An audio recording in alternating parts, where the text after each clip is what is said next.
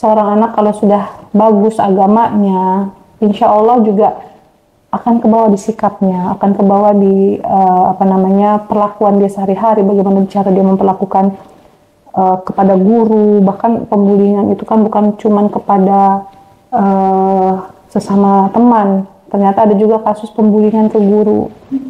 Nah, jadi anak kalau sudah bagus agamanya, insya Allah kedepannya dia juga akan bagus, tahu bagaimana cara dia bersikap kepada kepada temannya, bersikap kepada gurunya, bersikap kepada orang yang lebih tua, sehingga ini bisa jadi cara yang efektif dalam menangani kasus Dan bullying. yang paling penting yang menjadi solusi tuntas dalam pemberantasan gitu ya proses bully ini tidak lain adalah negara. Di mana negara itu punya kekuatan ya, kalau kita katakan bahwasanya sampaikanlah ketika kalian punya kekuasaan, maka sampaikanlah lewat kekuasaan tadi atau lewat tangan. Nah, proses ini hanya bisa dilakukan oleh siapa? Negara. Kenapa? Karena negara lah yang kemudian punya wewenang untuk mengambil regulasi hukum tadi. Disitulah kemudian negara yang berperan untuk menjadi junah atau perisai bagi setiap anak-anak, di mana ketika negara itu punya aturan, punya sanksi kepada para pelaku bully, maka di sana harus dilakukan proses sanksi tadi secara tegas. Tidak boleh kemudian ada kompromi di dalamnya ya.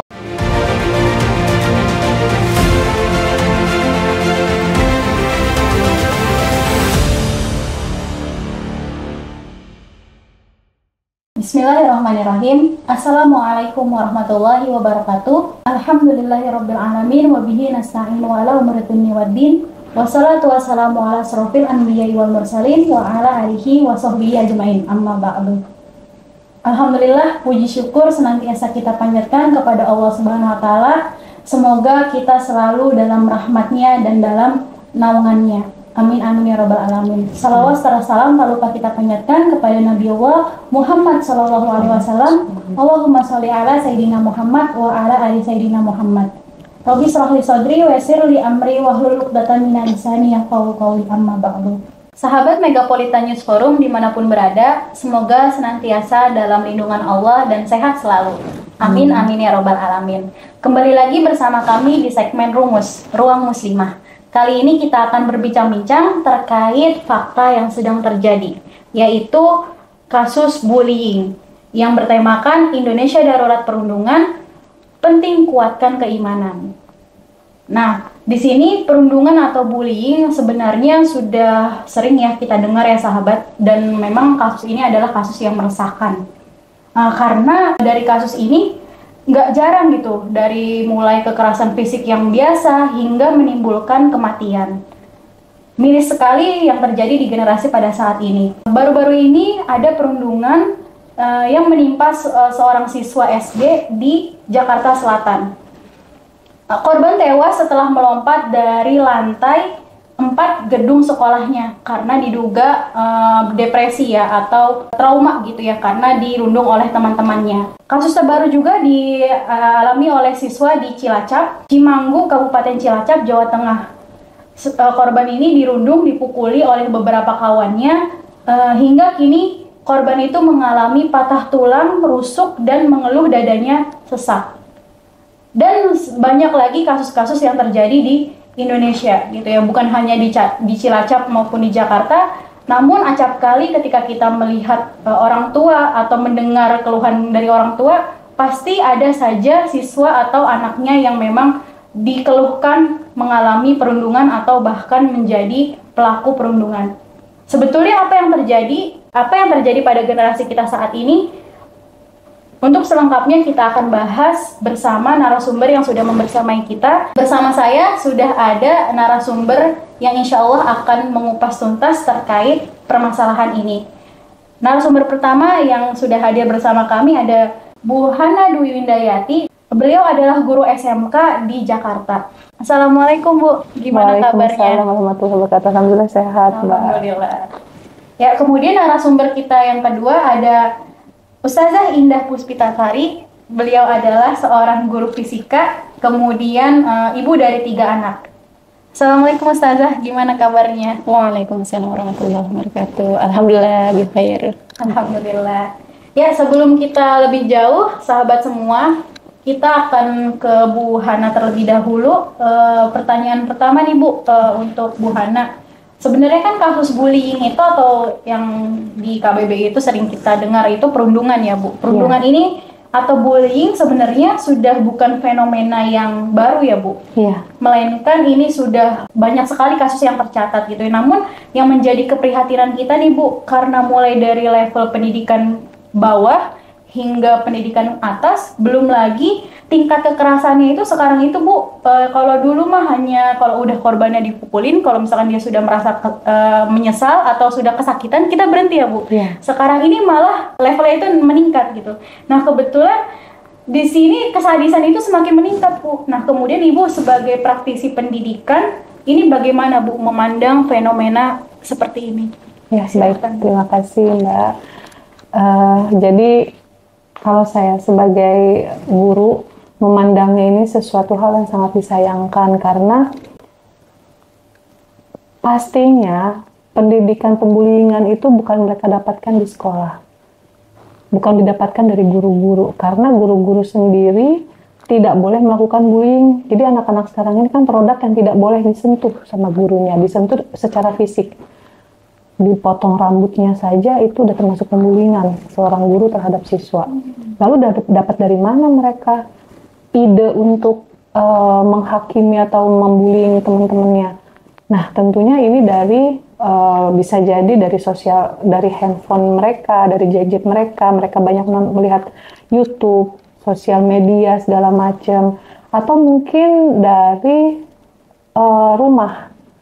Jadi pendidikan orang tua yang rendah, orang tua antara si bapak dengan si ibu sering melakukan kekerasan. Nah, itu mungkin yang dipelajari sama anak-anak kita di rumah, dan juga tidak terkontrolnya penggunaan gadget mereka. Jadi mereka merasa, ini saya bisa mempraktekkan ini ke teman saya gitu kan. Atau ada lagi dikenal dengan namanya circle. Kalau dia tidak sesuai dengan circle kita, itu dibully.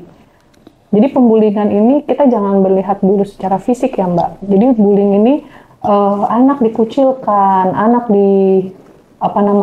sindir-sindir, mungkin status ekonominya beda dari teman-teman yang lain, bahwa oh kamu bukan berada dari anak orang ada. Nah dari situ sudah termasuk pembuliingan. Nah saya sebagai guru menyayangkan, berarti kan ada attitude sikap, attitude atau yang tidak dimiliki anak menghargai teman satu dengan lainnya. Tadi naik lagi tingkat pembuliingan secara fisik. Jadi mereka merasa, ada yang berpikir semakin temannya tersiksa semakin puas, semakin temannya tersiksa semakin merasa terlampiaskan hawa nafsu mereka gitu. Jadi itu menurut saya mungkin karena penggunaan gadget yang nggak terkontrol, pengawasan dari orang tua juga, ya sebenarnya ada juga peran guru juga, karena juga tidak memantau penggunaan gadget mereka. Karena kan di sekolahan itu penggunaan gadget itu bebas gitu Mbak. Ya. Berarti dari segi tontonan maupun yang mereka lihat. Betul. Ya Bu, kasus ini bisa memicu timbulnya bullying. Betul. Karena ini ya, children see, kemudian children imitation gitu. Yeah. Jadi children itu melihat, anak itu melihat, kemudian anak itu meniru ya Bu, seperti Betul. Itu. Nah kemudian anak kan biasanya merefleksikan apa yang menjadi contoh bagi mereka gitu. Nah kemudian perundungan ini terjadi tidak hanya di sekolah nih Bu, namun juga di lingkungan keseharian. Nah bagaimana menurut Ibu terkait fenomena bullying atau perundungan oleh anak yang terkadang itu terpicu karena hal remeh nih Bu, hal remeh, kemudian bagaimana kondisi mental anak-anak sebetulnya, apakah sebegitu krisisnya Bu gitu, apa sebenarnya yang memicu ini Bu? Kalau menurut saya mungkin jadi pendidikan itu bukan hanya pendidikan formal ya Mbak, Jadi sebenarnya juga mereka harus dibekali pendidikan yang berupa rohani. Nah ini yang mereka mungkin tidak dapat di lingkungan mereka. Jadi mereka tinggal berada di lingkungan yang sudah dibentuk seperti itu di rumahnya, melihat tetangganya, melihat jangan ngomong tetangganya dulu, mungkin dalam rumahnya sendiri hal seperti itu hal biasa antara tadi saya bilang antara orang tua, antara anak dengan orang tua, pendidikan yang rendah. Berangkat lagi ke lingkungan sekitar dengan tetangga sekitar, mungkin satu sama lain hal seperti itu biasa. Ketika ada teman tetangga kesenggol lalu marah, semua itu sebenarnya mungkin dari pendidikan rohani mereka tidak dapat cukup bekal untuk ketika mereka emosi, apa yang harus saya lakukan? Ketika mereka emosi, ketika mereka merasa diperlakukan tidak adil, saya harus membalas, gitu Mbak. Menurut saya. Iya Bu. Nah kemudian selanjutnya nih Bu, terkait ini Bu, kutipan resmi dari kemendikbud.go.id nih Bu. Kemendikbudristek kemudian telah melakukan serangkaian strategi untuk mengatasi bullying Bu. Di sini disebutkan katanya antara lain solusi yang mereka tawarkan yaitu membuat regulasi dan kebijakan untuk mengatur tentang perundungan di sekolah. Kemudian termaksud menjadikan perundungan sebagai pelanggaran disiplin yang serius. Kemudian pusat penguatan karakter mendorong dibentuknya tim pencegahan dan penanganan kekerasan atau TPPK di level satuan pendidikan serta satuan tugas pencegahan dan penanganan kekerasan di level dinas pendidikan atau bahkan kurikulum khusus. Nah ini dari pemerintah mengatakan bahwa saran tersebut akan menjadikan kasus bullying ini bisa efektif dalam mencegah atau dalam solusi ya untuk mengatasi kasus bullying ini. Nah ini menurut Ibu gimana nih Bu terhadap solusi yang tadi dicanangkan oleh Kemendikbud tersebut? Ya baik, jadi sebenarnya kasus pembulingan ini benar yang tadi disampaikan yang Mbak di awal, bukan kasus yang baru. Ini kasus yang lama, cuman memang tidak diangkat.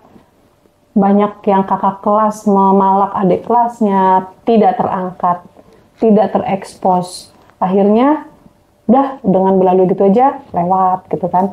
Nah untuk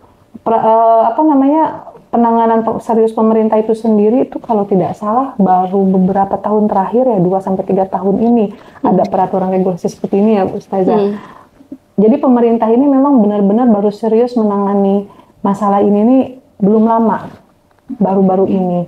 Nah, memang benar pemerintah giat untuk mensosialisasikan anti bullying, bahkan kalau untuk gurunya saja kalau ada ketahuan bullying itu kena tangkap.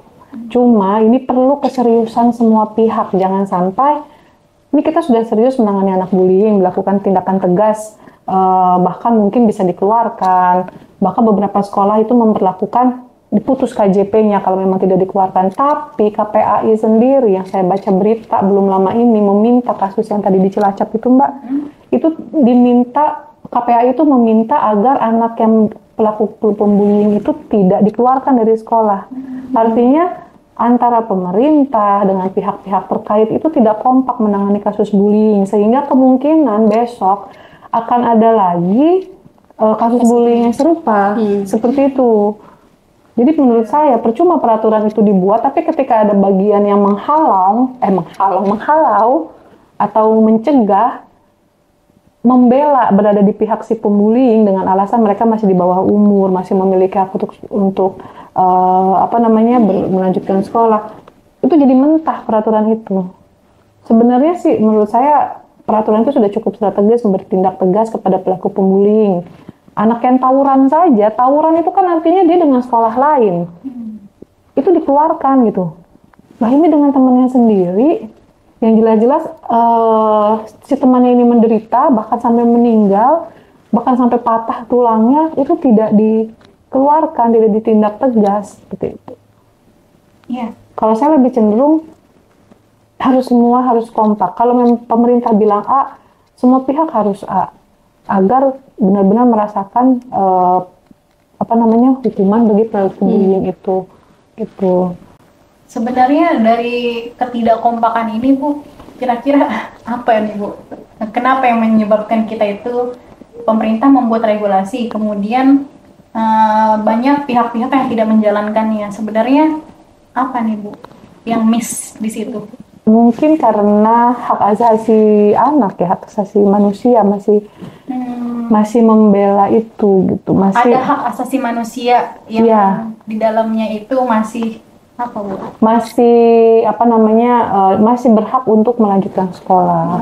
Artinya dimaafkan, proses hukum terus berlanjut. Bahkan kan kalau ada ya Ustazah, kalau misalnya masih di bawah umur tuh tidak dikenakan hukuman, hanya di bawah rehabilitasi. Iya. Sementara satu pihak lagi sekolah diminta untuk tidak mengeluarkan. Menurut saya ini mah tidak adil bagi si pelaku korban. Terus bisa apa anaknya sudah seperti itu? Hanya dengan minta maaf gitu kan. Nah, jadi ada baiknya tetap dilaksanakan dengan menegakkan keadilan supaya jadi pembelajaran buat yang lain ketika dia mau melakukan bullying dengan teman-temannya, itu dia berpikir dua kali. Waktu itu sempat diadakan pemutusan KJP, Mbak. Kalau di Jakarta kan itu ada namanya KJP, anak-anak dapat sejumlah uang dari program tersebut ya. Nah, kalau ada anak yang merokok itu diputus KJP-nya. Kalau ada anak yang melakukan anggaplah bolos tidak masuk, bisa diputus KJP-nya karena ada akad apa saja yang bisa melanjutkan KJP. Nah, ini kok udah sampai anak ini meninggal, kok masih diberikan kesempatan gitu. Ya mungkin ya kalau memang proses hukum terus mau berlanjut, cuman mungkin yaitu biar teman-temannya atau mungkin kalau proses hukumnya KPAI itu bilang anak ini masih di bawah umur belum bisa dihukum, ya sudah biarkan dia melakukan itu, tapi tetap di sekolah itu untuk sebagai pemutus mata rantai pembuliingan harus bertindak tegas atau harus mengikuti apa yang pemerintah tadi sudah melalui Kemendikbud ya, kita tegakkan benar-benar gitu, diberikan sanksi ya. Secara tegas. Iya, betul. Ya, itu baik Bu Hana. Saya akan beranjak kepada Ustazah Indah. Kalau tadi kan beberapa fenomena atau fakta yang memang terjadi ya Ustazah ya. Dan kemudian yang ditawarkan oleh pemerintah saat ini demikian. Namun sepertinya kita belum mendapatkan garis atau benang merahnya nih Ustazah. Nah, kemudian menurut Ustazah nih, perundungan atau bullying ini dalam Islam itu gimana sih Ustazah memandang fenomena ini? Karena kan pelaku dan juga korban juga masih terhitungnya anak-anak ya Ustazah. Nah, kemudian bahkan di kasus di Cilacap, anak yang pelaku tersebut itu merupakan siswa yang cukup berprestasi nih Ustazah. Gimana nih dalam Islam itu memandang atau ketika saat terjadi gitu fenomena seperti ini, Islam itu bagaimana memandang hal tersebut? Saya sapa dulu sahabat Megapolitan Jakarta ya. Bismillahirrahmanirrahim. Assalamualaikum warahmatullahi wabarakatuh. Waalaikumsalam warahmatullahi wabarakatuh. Alhamdulillahilladzi arsala rasulahu bil huda wa dinil haq liyudhhirahu 'ala dini kulli wa kafa billahi syahida. Asyhadu alla ilaha illallah wa asyhadu anna Muhammadan abduhu wa rasuluhu la nabiyya ba'da. Rabbi shrah li sadri wa yassir li amri wahlul 'uqdatam min lisani yafqahu qawli. Shadaqallahul azim. Terima kasih pertanyaannya. Jika kita memperhatikan ya fenomena atau maraknya proses bullying pada saat ini, jika ditanya bagaimana pandangan dalam Islamnya, Masya Allah, ini adalah sesuatu yang tidak dibenarkan ya. Apapun bentuknya, mau olok-olokan, ejek-ejekan, atau sampai ke dalam bentuk fisik, itu adalah sesuatu yang dilarang oleh Allah Subhanahu wa Ta'ala. Sebagaimana Allah menyampaikan dalam firman-Nya di dalam Quran surah Al-Hujurat ayat 11 yang artinya, hai orang-orang yang beriman, janganlah suatu kaum mengolok-olok kaum yang lain, karena boleh jadi mereka yang diolok-olok lebih baik dari mereka yang mengolok-olok. Dan janganlah pula perempuan-perempuan mengolok-olok perempuan lain, Karena boleh jadi perempuan yang diolok-olok lebih baik dari perempuan yang mengolok-olok. Janganlah kamu saling mencela satu sama lain, dan janganlah saling memanggil dengan gelar-gelar yang buruk. Seburuk-buruk panggilan adalah panggilan yang buruk atau fasik setelah beriman. Dan barang siapa tidak bertaubat, maka mereka itulah orang-orang yang zalim. Ya sahabat Megapolitan, jika kita ketahui proses bullying ini sangat-sangat miris dan itu terjadi di kalangan anak-anak ya atau remaja. Sebenarnya betul tadi yang disampaikan oleh Ibu Hana, bahwasanya proses bullying ini itu banyak terjadi di kalangan remaja yang memang akhirnya pemerintah memberikan regulasi hukuman gitu ya atau sanksi kepada anak-anak itu kalau dia di bawah usia 18 tahun gitu, ya, maka dia akan dianggap sebagai anak yang berada di bawah umur. Nah, apakah kemudian dalam Islam seperti itu gitu ya? Nah, Islam itu memandang tidak ada istilah anak di bawah umur. Kenapa? Karena Islam membedakan anak dari proses apakah dia sudah mendapatkan taklif atau tidak gitu. Jika dia memang sudah baligh, maka kondisi anak ini sudah mukallaf. Maka ketika dia sudah mukallaf, maka beban hukum yang telah diperintahkan oleh Allah dan dilarang oleh Allah itu semuanya menjadi sebuah kewajiban. Maka jelas jika dipandang di dalam Islam, bagaimana proses bullying ini, Allah pun mencela bagi orang-orang yang melakukan proses bullying itu. Itu gambarannya ya. Iya, berarti memang dalam Islam itu bukan dilihat dari dia itu masih usianya berapa, di bawah umur itu kan standarnya berapa tadi Ustazah? 18, 17 tahun. 17 tahun ke bawah ya. Sedangkan dalam Islam itu usia yang sudah tamyiz, yang sudah terkena taklif, kemudian itu yang akan tetap diadili dan tetap dibebani hukum. Adapun terkait mengolok-olok ya Ustazah itu tidak dibenarkan dalam Islam. Nah, kalau misalkan selanjutnya nih Ustazah, melihat dari tujuan pasal 3 Undang-Undang Nomor 20 Tahun 2003 ini tentang sistem pendidikan nasional Ustazah. Kemudian di sini menegaskan bahwa pendidikan nasional berfungsi mengembangkan kemampuan dan membentuk watak serta peradaban bangsa yang bermartabat dalam rangka mencerdaskan kehidupan bangsa. Nah, kemudian bertujuan untuk mengembangkan potensi serta peserta didik agar menjadi manusia yang beriman dan bertakwa kepada Tuhan Yang Maha Esa. Namun, apa yang hari ini terjadi nih Ustazah, faktanya itu kayaknya jauh ya dari cita-cita yang sudah dituliskan di dalam pasal 3 tersebut gitu ya, bahwa kayaknya tidak segera terwujud gitu ya. Pendidikan nasional ini yang menciptakan berkarakter, kemudian menciptakan peserta didik itu beriman dan bertakwa kepada Tuhan Yang Maha Esa, malah tadi ya sampai dia itu mempunyai karakter membunuh, membuli, bahkan merusak gitu ya, merusak temannya sendiri gitu. Nah, ini sebenarnya apakah berarti pendidikan nasional kita telah bisa dikatakan gagal? Ustazah, ini seperti apa menurut pandangan Ustazah? Ya, Masya Allah. Kalau kita lihat dari sisi hukum positif undang-undang yang telah dibuat ya, sahabat Megapolitan, ini sebenarnya kalau kita lihat dari sisi pemerintah sudah mengadakan sekolah ramah gitu ya, itu sesuatu hal yang memang kita lihat sudah ada upaya yang dilakukan oleh pemerintah. Tapi kemudian kita akan bertanya, apakah upaya tersebut sudah efektif atau belum gitu ya?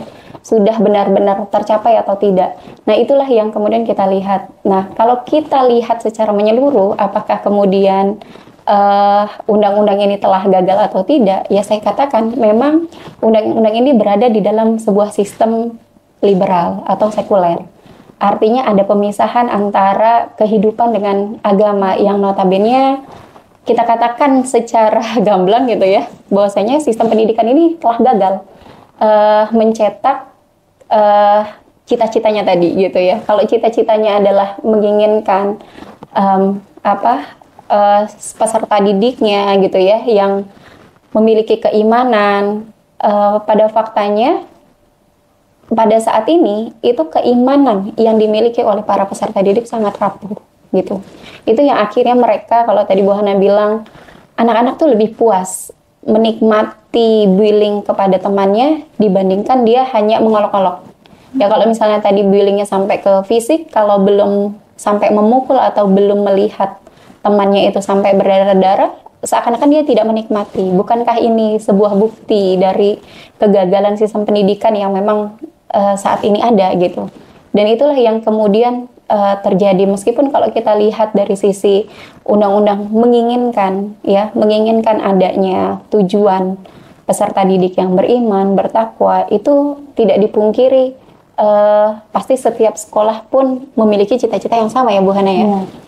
Tapi pada faktanya kita melihat ternyata masih ya kalau kita katakan api jauh panggang gitu ya Bu ya. Artinya cita-cita itu jauh dari kenyataan. Jauh sekali. Tapi ternyata kita lihat gitu ya, di sistem sekuler ini itu malah banyak yang menciptakan peserta didik yang tidak punya rasa khauf. Apa itu khauf? Itu rasa takut. Kalau kita lihat ya, rasa takut atau takzimnya kepada guru aja itu sudah tidak ada gitu ya.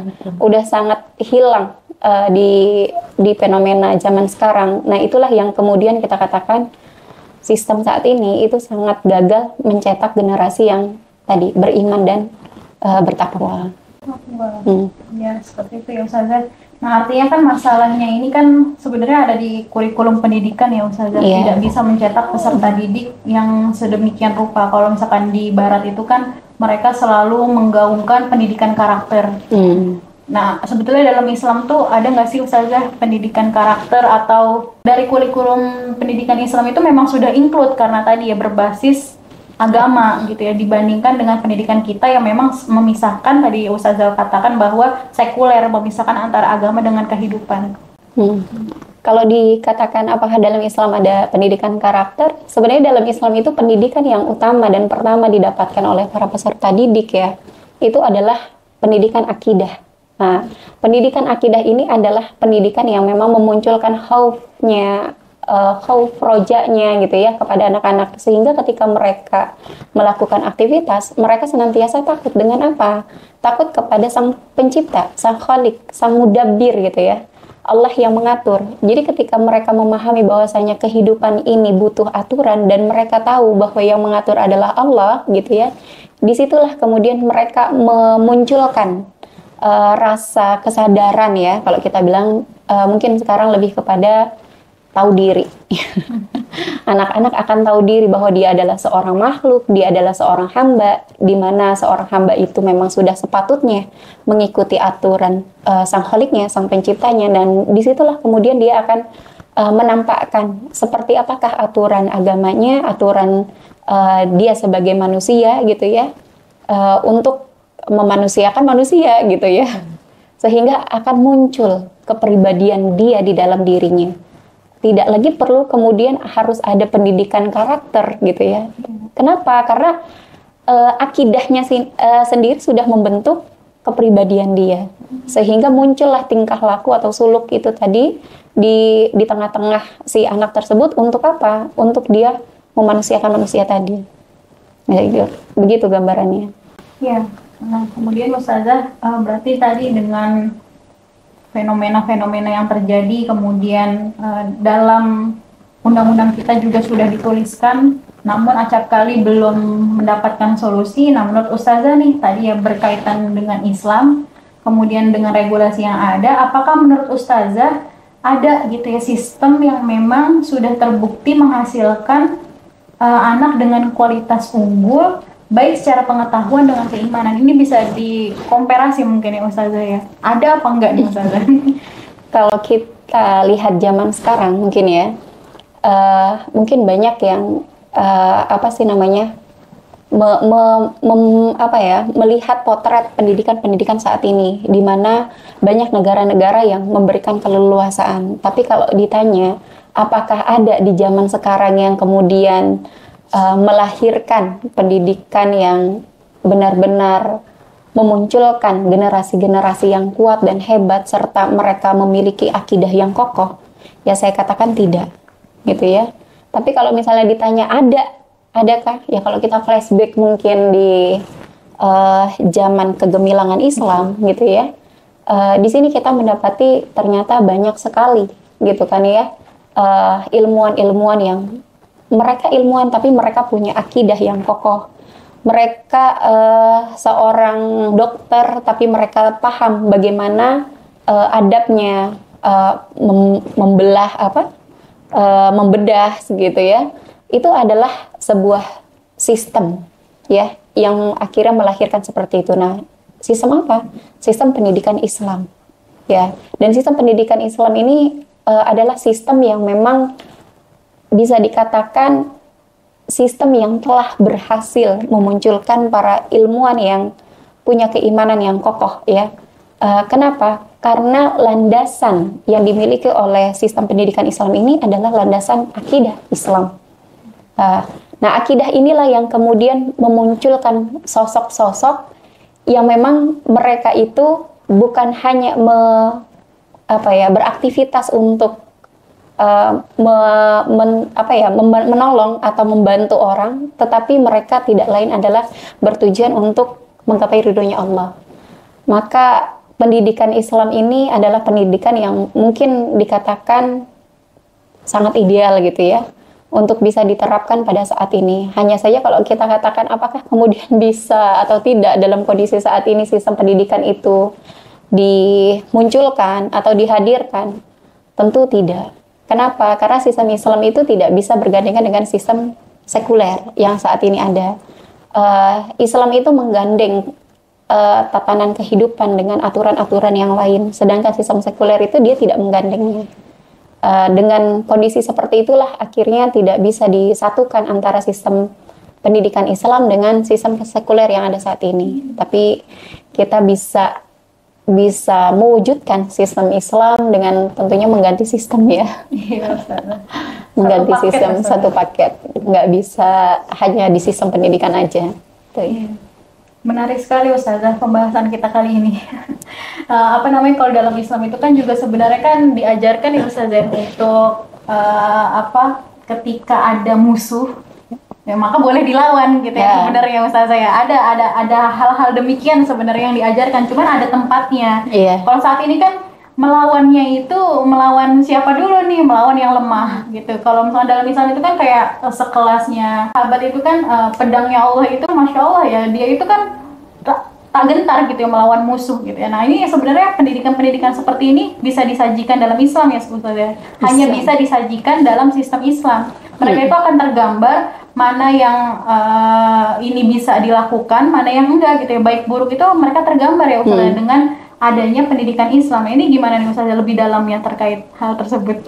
Ya, jika kita melihat kasus perundungan ini, memang jika sudah dalam bentuk fisik gitu ya, apakah kemudian kita harus mempertahankan diri ataukah kemudian kita diam saja? Apalagi kalau kita lihat memang adalah seruan-seruan yang meminta kita untuk adanya aktivitas jihad defensif gitu ya, yang dimana kita ada aktivitas untuk membela diri dan segala macam. Kenapa diam aja gitu kan ya, sudah dipukul, sudah dianiaya kok diam aja gitu. Ada seruan yang seperti itu. Nah, kalau di dalam Islam bagaimanakah kemudian kita melihat aktivitas pembelaan diri, apakah kemudian Islam itu memperbolehkan atau tidak gitu ya. Nah, ternyata Islam memang menyerukan kita ketika dalam kondisi terjepit, terhimpit ya, itu kita bisa melakukan yang namanya pembelaan diri. Hanya saja kita katakan apakah kemudian itu menjadi solusi yang efektif dan solusi yang tuntas gitu kan ya.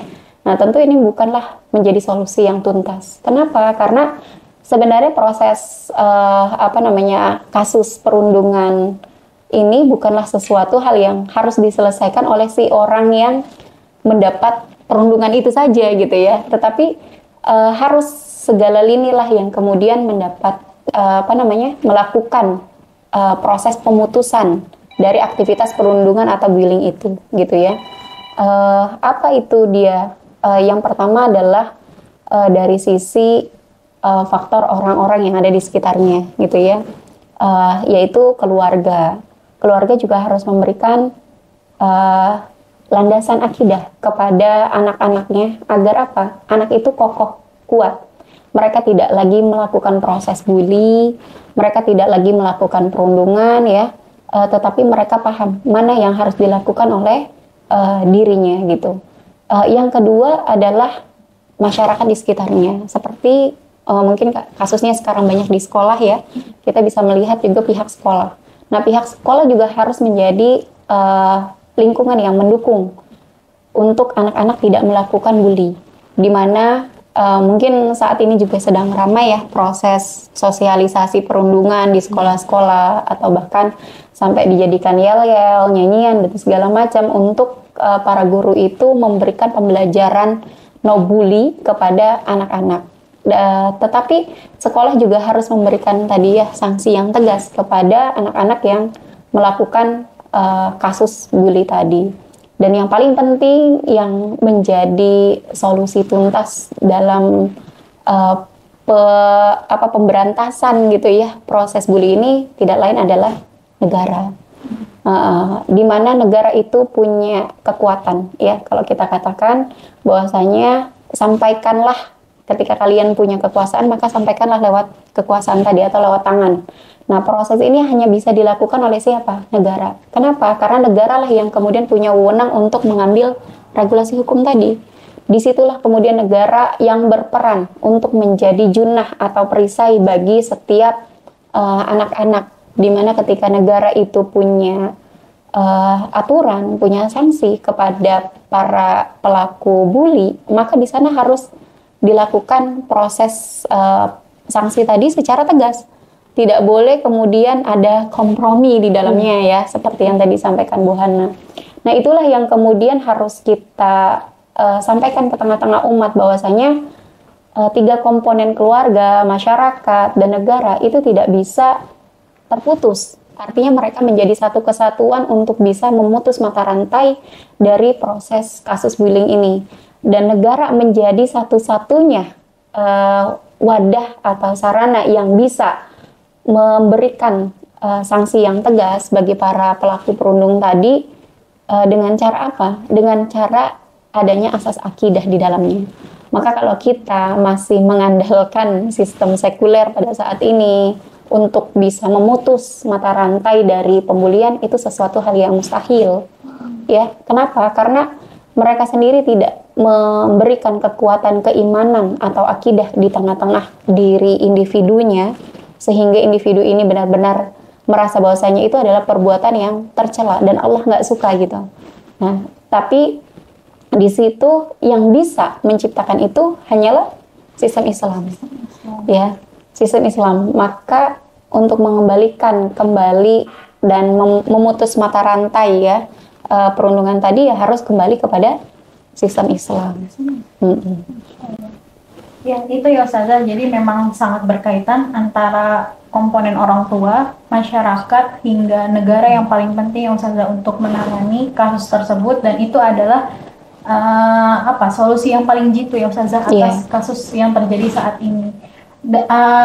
Memisahkan antara agama dengan kehidupan, agama dengan pendidikan, itu adalah akar masalah kita saat ini ya Ustazah, sehingga sangat diperlukan kerjasama antara orang tua, masyarakat, hingga negara yang memang berdasarkan keimanan, akidah yang kuat ya Ustazah, untuk menstabilkan atau memulihkan keadaan saat ini.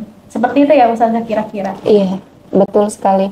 Jadi kita juga harus merubah paradigma kita, bahwasannya paradigma terkait pendidikan karakter yang saat ini mungkin digaung-gaungkan itu sesuatu yang sangat baik gitu ya.